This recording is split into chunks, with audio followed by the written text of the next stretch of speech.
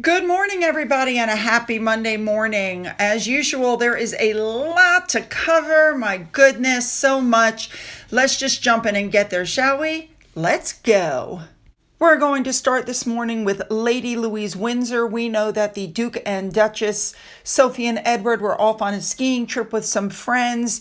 It was reported the children weren't with them, but as it turns out, that was incorrect. Lady Louise was there, looking all fabulous on the slopes. This is how you ski, ladies and gentlemen. She has really turned into a fabulous young lady, very sporting like her mother. I think she's going to do fabulous things. Moving on. Next up, I want to wish a happy birthday to Sir Tim Lawrence. Of course, Princess Anne missed his birthday because she is in Dubai.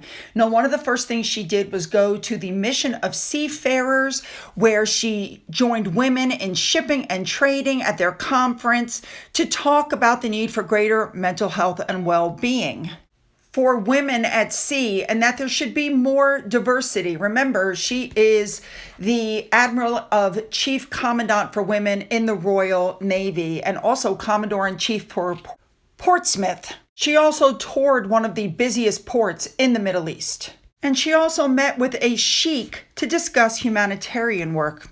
Moving on. Let's talk about Sarah, the Duchess of York. We know she had breast cancer. We know she had surgery, and then they found skin cancer. Sarah apparently underwent further surgery to examine the area around the mole that was found to be malignant and the lymph nodes. And she was told that there has been no spread of the cancer. That's the end of it. Good news for her. All right, moving on. This is not the royal family, but it should be. This kid just amazes me. The 9-year-old boy, who we know lost both of his legs to abuse by his natural parents, he raised 1.8 million pounds for charity, and he was honored by the very hospital that saved his life with a ceiling tile that depicts him as an astronaut in a new space-themed unit at the London Children's Hospital. They received over 500,000 pounds from his fundraising. I just love that. All right, moving on. Next up, let's touch on Lady Gabriella Windsor and her husband, Thomas Kingston. We now know that it's being alleged that he removed himself from this earth. We have to be careful with the wording. The story that has come out now is that he actually went to his parents' home, sat down and had lunch with them. His father then stood up to go walk their dogs. And when he came back from walking the dogs, Thomas Kingston was missing. He was no longer in the house. So they started searching the property for him, and they went to the shed out back, which had been locked, and they had to break through the door, and they found him. Now, I have had people say this still could have been an accident. He could have been going in there to clean, a weapon. He could have fallen against the door, which then locked it. It still could have been some sort of a tragic accident. You have to wonder. I had heard, and I have not been able to confirm this, that in his previous life, he was a hostage negotiator. He probably had some PTSD, but you have to know that sometimes people fall into these dark pits and they're in such pain, they think this is the only way to get out of it. So I don't know if this was an accident. I don't know if this was done intentionally. Either way, I feel bad for his wife. I really do. Moving on. Let's move on to King Charles now. Apparently, while he was there, a trespasser was found wandering around in the gardens, and they went ahead and detained him and arrested him. 39-year-old man being taken in under the Mental Health Act. So an anonymous source revealed the incident occurred while the king was very nearby. Very interesting. Moving on. I just wanted to touch on this really quickly. King Charles sent a message to the new president of Finland with everything going on in his life. Love it. Next up, the Royal Foundation Executive Director, his name is Christian Guy, met the President of Iceland at Kensington Palace. I love that everybody's chipping in to help, Moving on. I have to throw this in here before we continue with the other royals because this is one of the freaking weirdest stories I've ever covered.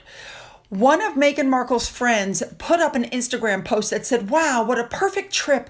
My heart is so full. The kids crushed the slopes by day and the adults howled with laughter deep into the night. Truly lucky in love with our wonderful friends." Okay.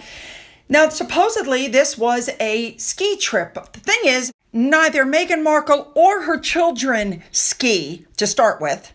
Second of all, even on Instagram, they're photoshopping the photos. Look at Meghan's nose in this picture. Look underneath her nose.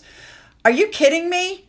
And then they go around putting up all these pictures of everybody else with their children, their family shots, their skiing. And it is stated that Meghan Markle went by herself. Who goes on family ski trips with friends without their family? How freaking weird is that? And then they put up a story. Meghan feels so guilty about being on this trip without Harry, especially since he lost his case. Oh, who are we kidding? The two of them aren't even together as far as I can tell. I mean, I'm not trying to be smart, but I mean, since they've come back from Invictus, you've seen nothing but Meghan by herself or Meghan with her friends. And before Invictus, you never saw Harry and Meghan together. I'm telling you, they're. Of course, we know that they watched the news, and it didn't take long. Suddenly, the news came out that she was on a ski trip with her children and her friends and Harry. If that was the case, there would be a picture somewhere. Sorry, that's crap. The only thing that I do believe about any of the articles is how expensive the place was that they went to. Because remember, they're all so wealthy and they have the best life. $1,200 per pass. That's not hotel. She probably went on a private jet with her friends, so travel was for free. You guys know where I'm going with this. And I have to bring this up also. Abigail Spencer, the only friend of Meghan's from Suits that she's still in touch with, went on the Kelly Clarkson show. And of course, she delivered a message telling Kelly Clarkson that she had been talking with Meghan about her upcoming appearance on the Kelly Clarkson show. And Meghan gave her a message to pass on to Kelly. Meg says hello. She loves you and she voted for you on American Idol. And Kelly's response was, well, it worked. I mean, are you kidding? And she said, Abigail emphasized the message. It was unsolicited. Meghan did not know I was coming on here. We were just chatting. And I was like, oh, I'm going to see Kelly next week. And she goes, oh, I have a message. This is no different than her trying to get in touch with Taylor Swift. And when that didn't work, now she's moved on to Kelly. Moving on. Moving on, before we get back to the real royals, I want to talk about this email that I got from somebody that said, in the UK, your wedding vows have to be done in your Christian names. Otherwise, the wedding is not considered legal. I thought, that's interesting. So I went and looked up a website that talks about criteria for the UK, where you can have your wedding, etc., and parts of the wedding and the contents of the wedding to make it legal. Very interesting.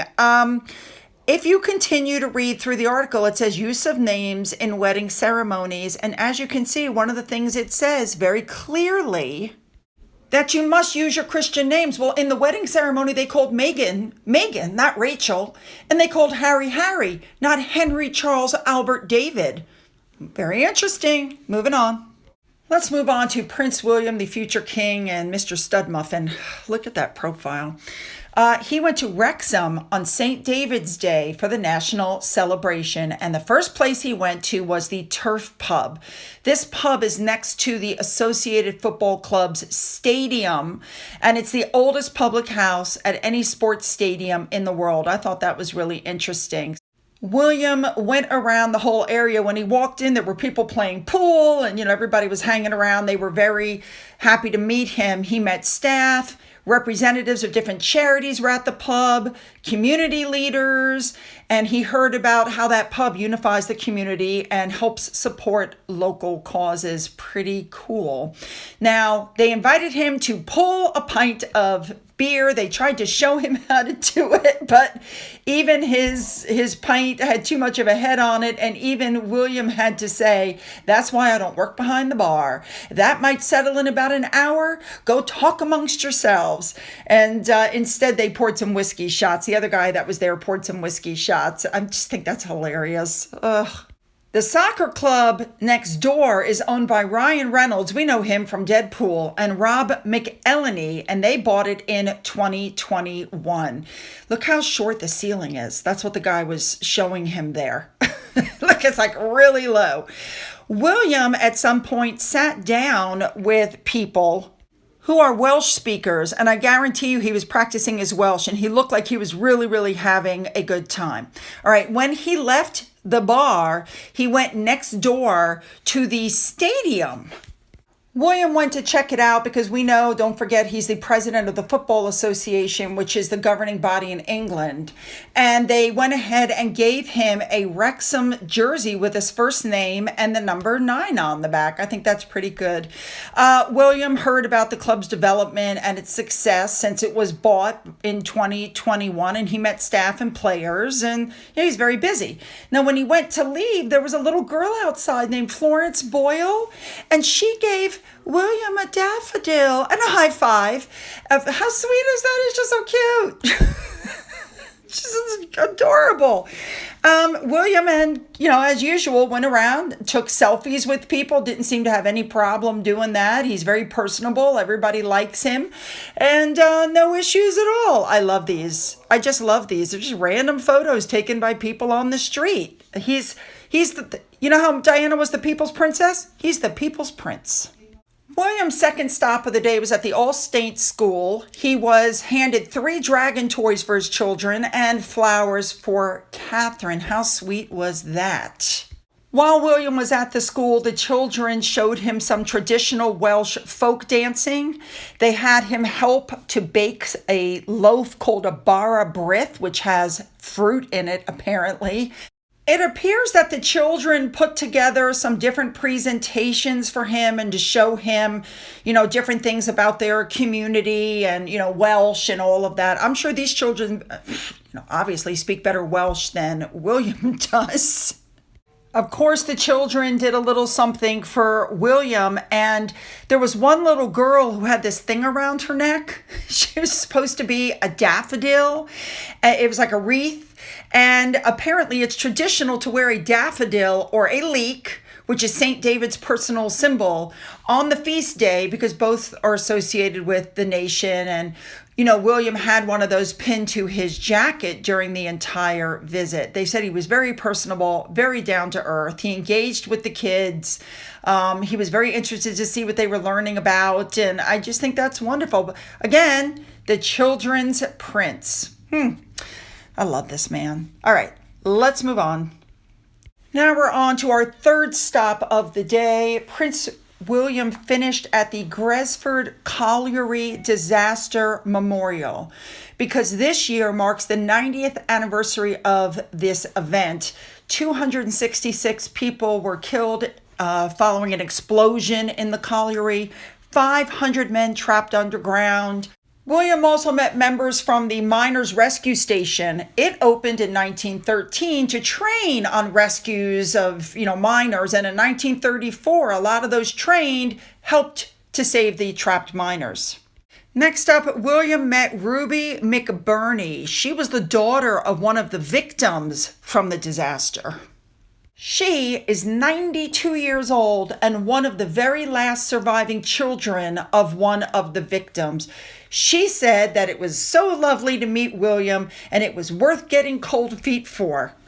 It must have been really cold there. Poor woman. They should have put a blanket over her legs or something. My goodness, she's 92. Give this poor woman a break. Ugh. Let's move on. We all know about that letter that Harry and Meghan entered into the UK court case. We all knew that chase was a setup because they want extra security. The letter claims they're about to arrest somebody. Now it comes out that there is nobody going to be arrested. But NYPD said that anytime Harry and Meghan go to Manhattan, they're going to give them extra security, even though they admitted that part of what happened was Harry and Meghan's security's fault for not doing what they said they were going to do. The letter looks like might have been forged. The Royal Grift is working on that. Way to go, woman. Keep going. Moving on. Next up, a big thank you to Remoulade Sauce for showing us that new photos of Harry and Meghan were released when they were in Whistler and they were touring. I was absolutely shocked when I saw this picture. Everybody's like, Meghan's wearing Dior. I don't think Dior would be happy. She looked crinkled, wrinkled. And on top of that, she was heavily photoshopped. Look at that picture. Yeah, Yep, massive photoshopping. Moving on. Moving on, I can't tell if this is real or not. They're claiming that Better Up is partnering with Mercedes, but I have been unable to confirm this. Just because it's on the website doesn't mean it's real. Okay, moving on.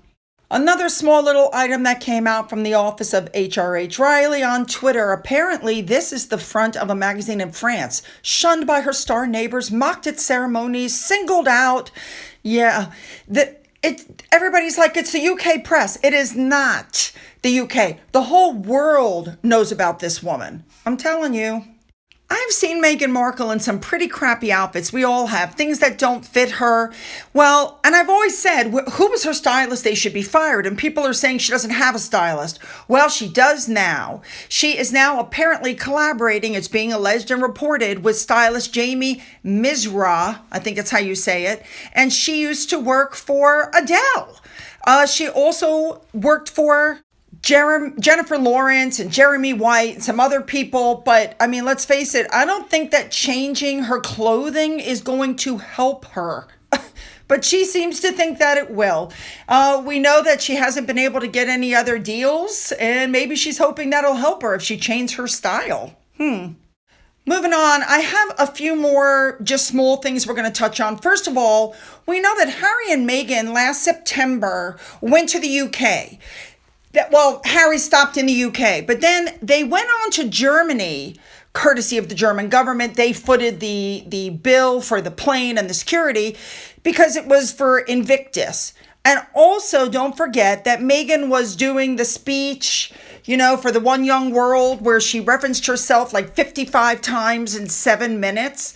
Well, what's going on now is we're finding out, or it's being alleged, that Harry and Meghan wanted to bring the kids to the UK during that time period. So what we found out in the documents was that Harry and Meghan wanted to bring the children with them in September. It says they were coming to visit charities close to their hearts, but of course it turned into a much longer stay after Queen Elizabeth died. But according to them, Ravik's decision prevented them from doing so because their security was inadequate. Seems to me they wanted security to go with them to Germany. They wanted security to go with them to the One Young World. And because the security wouldn't cover them while they were doing things that had nothing to do with the royal family, they decided, the children can't come. Here's the kicker to that story. The Queen asked to see Harry and Meghan 3 days before she died. They said no. They could have gone to visit her, but they chose not to. And I have to say that I think, in my opinion, that is why Harry and Meghan did not stop in to visit. They were upset that the Queen didn't intervene with Ravik, which is something she couldn't do, in my opinion. Now, let's move on. Another argument, believe it or not, from Harry. Ravik did not consider the impact of a successful attack on him might have to the UK. They would be devastated, just like they were when Diana was, killed in her accident. Notice he never mentions Diana was in a car with a drunk driver without a seatbelt. Also, one of his arguments was that Al-Qaeda's after him. And I agree with this Twitter user. Al-Qaeda should just be told that just because it's in the book doesn't mean it's true. All right. Now, I just wanted to point this out for people who said that, they can't find me. This person set a reminder so she knows to go look for my videos because YouTube is hiding them and hiding my channel. Yep. And finally, I wanted to send you these pictures of Finn. We were sitting in the house. It was raining outside. I kept looking at him saying, let's go out. Let's go to the bathroom. And he's just giving me the ears back look like, Mom, you can't honestly expect me to go out in the rain. It's cold. It's raining. And I won't go. And he didn't. All right, you guys, we're not going to split this into two. We're going to throw it up and see what the algorithm does, okay? But you know what to do. Leave those comments. Don't forget to hit the subscribe button and the bell. If you've already done it, double check. Make sure you're still subscribed. Don't forget to go down into the description box. You'll find the links to my Twitter, my Gettr, my Rumble, my email, my Patreon. If you've donated to my coffee fund, thank you so much. And as always, you guys, have a great day.